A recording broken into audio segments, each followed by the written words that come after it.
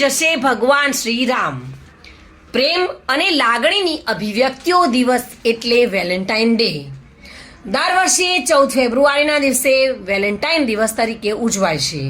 આ દિવસ પર લોકો પોતપોતાના પ્રિય પાત્રોને અલગ અલગ ભેટ આપીને પોતાના પ્રેમને પ્રદર્શિત કરતા હોય છે। ત્યારે આ વર્ષે વેલેન્ટાઇન ભગવાન શ્રી રામ છવાઈ જશે। આ વર્ષે વેલેન્ટાઇન દિવસ પર લોકો ભગવાન શ્રી રામની મૂર્તિ કે પ્રતિમાની ભેટ પર પ્રથમ પસંદગી ઉતારી રહ્યા છે।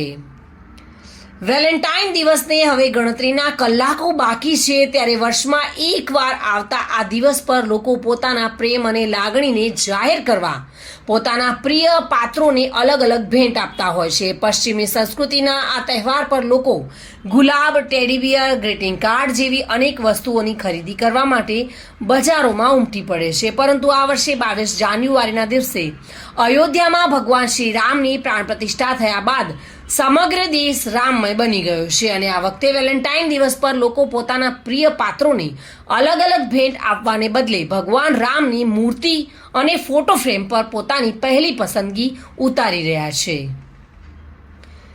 ગિફ્ટ આર્ટિકલના વેપારીઓ પણ કબૂલી રહ્યા છે કે આ વર્ષે વેલેન્ટાઇન દિવસ પર લોકો અન્ય વસ્તુની ખરીદી કરવાને બદલે ભગવાન શ્રી રામની ફોટો ફ્રેમ અને તેમની મૂર્તિની વધારે પસંદગી કરી રહ્યા છે। તમે જોઈ રહ્યા છો આજકાલ ફેબ્રુઆરી મહિનો ચાલી રહ્યો છે। જેમ કે હવે આવે છે વેલેન્ટાઇન ડે, એમાં અમુક દિવસો પટી ગયા છે, અમુક ચાલુ છે। જેમ કે હવે વેલેન્ટાઇન ડે આવશે 14 તારીખે, 14 ફેબ્રુઆરીએ।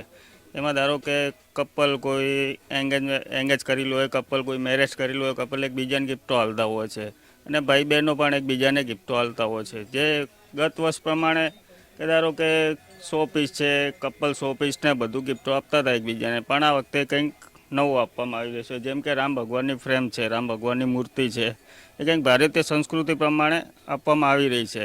અને એમાં કે અત્યારે કે રામ ભગવાનની જે પ્રાણ પ્રતિષ્ઠા થઈ એનો પણ ઉત્સાહ લોકોના અંદર છે, જેની અત્યારે ખૂબ સારી વાત છે। આર્ય વેલેન્ટાઇન દિવસ પશ્ચિમી સંસ્કૃતિનો તહેવાર છે। જે રીતે દેશમાં પશ્ચિમી સંસ્કૃતિનું ચલણ છેલ્લા ઘણા સમયથી વધી રહ્યું છે, તેમ વેલેન્ટાઇન દિવસની પણ ઉજવણી વધવા માંડી છે। પરંતુ અયોધ્યામાં રામ મંદિરની સ્થાપના બાદ દેશમાં એકવાર ફરી ભારતીય સંસ્કૃતિ ઉજાગર થતી હોય તેવું જોવા મળી રહ્યું છે અને લોકો પશ્ચિમી તહેવારોને પણ ભારતીય અંદાજથી ઉજવવા લાગ્યા છે।